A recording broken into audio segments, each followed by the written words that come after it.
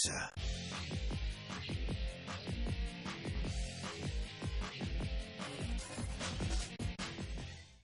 1 year గా మనం గమనిస్తే ఇండియాతో పాటు ఆఫ్ కోర్స్ ఇతర ఏషియన్ ఎకానమీస్, ఎమర్జింగ్ ఎకానమీస్ ఎదుర్కొంటున్న ప్రాబ్లం క్యాపిటల్ ఇన్ఫ్లోస్. చాలా ఎక్కువగా ఎఫ్ఐ మనీ ఇండియాకి వస్తుంది, అలాగే ఇతర దేశాలకు వస్తుంది. కొన్ని దేశాలు ఆల్రెడీ క్యాపిటల్ కంట్రోల్స్ బిగిన్ చేశారు. సో మన దేశంలో కూడా మీరు గతంలో ఎక్కువగా టోబిన్ ట్యాక్స్ ఇటువంటి అంశాన్ని గట్టిగా సమర్థించారు. సో ఇప్పుడు అటువంటి అవసరం ఏదైనా కనిపిస్తుందా? ఒకటి మనం ఆలోచించాలండి, ఒకటి గుర్తు పెట్టుకోవాలి. క్యాపిటల్ అకౌంట్ అప్రోచ్ చేయడంలో మీరు చెప్పినట్లు కరెక్ట్. మిగతా ఏషియన్ కంట్రీస్ సిమిలర్ ప్రాబ్లమ్స్, మనకంతే సిమిలర్ ప్రాబ్లమ్స్ ఉన్నాయి, కానీ మనం సిమిలర్ పొజిషన్లో లేవు. ఎందుకంటే Asian countries, many other Asian countries వాళ్ళు ఎక్స్పోర్ట్లో చాలా స్ట్రాంగ్ ఉన్నారు. సో వాళ్ళకి డెఫిసిట్ లేదు. డెఫిసిట్ లేనప్పుడు వాళ్ళు ధైర్యంగా మా క్యాపిటల్ అవసరం లేదని చెప్పచ్చు. ఎందుకంటే వాళ్ళకి అవసరం లేదు, క్యాపిటల్ లేకున్నా కూడా వాళ్ళకి సర్ప్లస్ ఉంది. మనకు అట్లా కాదు, మనకి డెఫిసిట్ ఉంది. సో కొంత ఫారిన్ డబ్బు కొంత కావాలి, ఎక్కువ కాకూడదు. There is a second reason.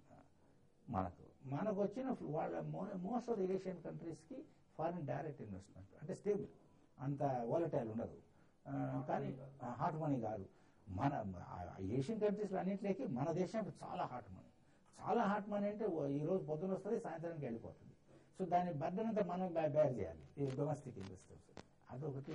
So మనం మోర్ వలనరబుల్, సో మనం more week. So more active, capital అకౌంట్ను యాక్టివ్గా మేనేజ్ చేయాల్సి ఉంటుందని నా అభిప్రాయం. దీంట్లో 2 థాట్స్ ఉన్నాయండి. రెండు స్కూల్స్ అనుకోండి, 2 స్కూల్స్ ఆఫ్ థాట్. ఒక స్కూల్ ఏంటంటే మనకు అవసరం కాబట్టి క్యాపిటల్ వస్తూ ఉండాలి, మనం బాగా అట్రాక్ట్ చేయాలి. ప్రాబ్లం వచ్చినప్పుడు అప్పుడు ఆపేద్దాం, అంతవరకు మనం ఆపరాదు. ఆపితే వాళ్ళ సెంటిమెంట్ దెబ్బతింటుంది. ఇప్పటికి ఇంత ప్రాబ్లం రాలేదు, వస్తే మనం చూసుకుంటాం అనేది ఒక స్కూల్ అండి. రెండో స్కూల్ ఏమిటి, ఎక్కువ రాకూడదు, ఎక్కువ పోకూడదు. కాబట్టి ఎప్పుడు మనం రెడీగా ఉండాలి, ఎప్పుడు మేనేజ్ చేస్తూ ఉంటే, ఒకసారి మేనేజ్ చేసి తీసినట్లు లేకుండా. మార్కెట్స్ కూడా తెలుసు, వీరు ఎప్పుడు అక్కడ ఉంటారు, ఎక్కువ కానీరు, తక్కువ కానీరు అని ఉండేటప్పటికి వాళ్ళు కూడా జాగ్రత్తగా ఉంటారు. ఇది second school. I belong to second school. I belong to continuous ఉండాలి. It is not capital control. ఒకసారి ఉండి ప్రాబ్లం వచ్చినప్పుడు కంట్రోల్ చేస్తాను, ప్రాబ్లం లేనప్పుడు కంట్రోల్ చేయను అనేది ఒక ఫిలాసఫీ. నాది అలా కాదు. ప్రాబ్లం రాకముందు నుంచే మనం రెడీగా ఉండాలి. మనం రెడీగా ఉండని చూస్తే వాళ్ళు జాగ్రత్తగా ఉంటారు.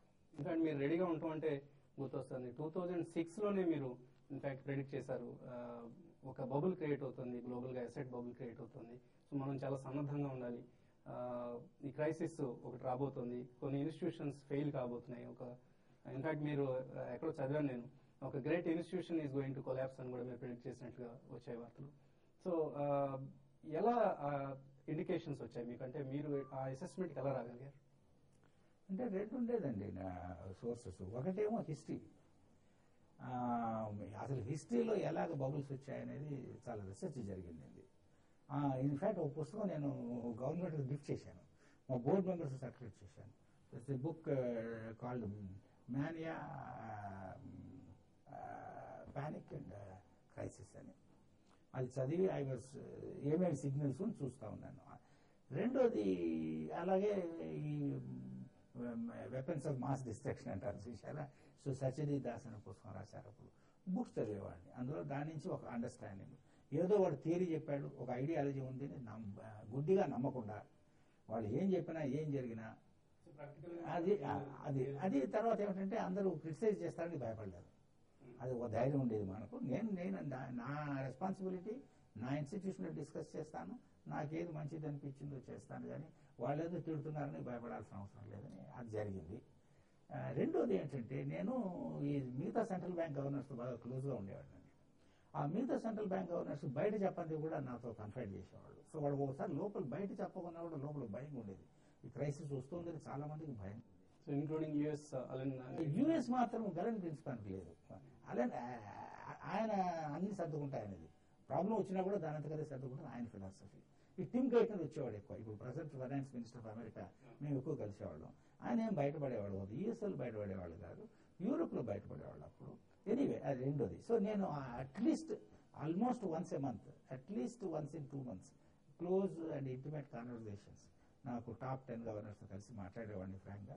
దాన్ని బట్టి నాకు అర్థమైంది ఏమంటే ఇదేదో గొడవ జరిగేట్టుంది, మనం జాగ్రత్తగా ఉంటే మంచిది. సో నేను చేసిన ఆల్టర్నేటివ్ మోడల్ అనేం కాదు, తగిన జాగ్రత్తలు పడ్డాం. ఇప్పుడు అది అందరూ సో అందుకని నిన్న ఇన్ఫాక్ట్ మిమ్మల్ని సేవియర్ ఆఫ్ ఇండియన్ ఎకానమీ కూడా కీర్తిస్తుంటారు నార్మల్గా మీడియాలో కావచ్చు లేదా బయట ఈవెన్ ఎకనమిస్ట్ కూడా.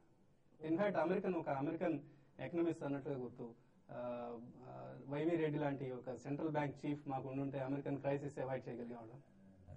అదే ఈ ప్రజెంట్ బుక్ కూడా మీరు ఎండార్స్మెంట్ ఏషియా నుంచి యుఎస్ఏ నుంచి మంచి ఎండార్స్మెంట్ ఇచ్చారు. మా జగదీష్ భగవతి గారు అందరూ ఎంకరేజ్ చేశారు. అసలు నిన్న బాంబేలో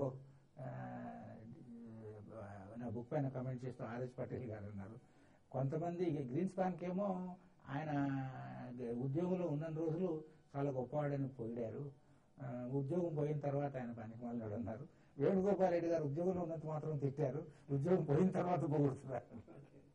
ఒక తెలుగు వ్యక్తి ఇంత హైయెస్ట్ స్టేచర్కి వెళ్ళటం, కోర్స్ రాజకీయ పదవులు చాలా మంది చేపట్టి ఉండొచ్చు, కానీ ఎగ్జిక్యూటివ్ పరంగా ఇంత హైయెస్ట్ స్టేచర్కి వెళ్ళటం మనం చాలా రేర్గా గమనిస్తుంటాం. ఆర్బీఐ గవర్నర్గా ఫస్ట్ టైం ఒక తెలుగు వ్యక్తి కావడం జరిగింది. మీరు తెలుగు తేజంగా మేమందరం అనుకుంటూ ఉంటాం. సో ఒక రిమోట్ ఏరియాలో పుట్టారు మీరు, కడప జిల్లా I think. So me parental background, me family background ఏంటి? పేరెంటల్ బ్యాక్గ్రౌండ్ అంటే యాక్చువల్లీ మా ఫాదరు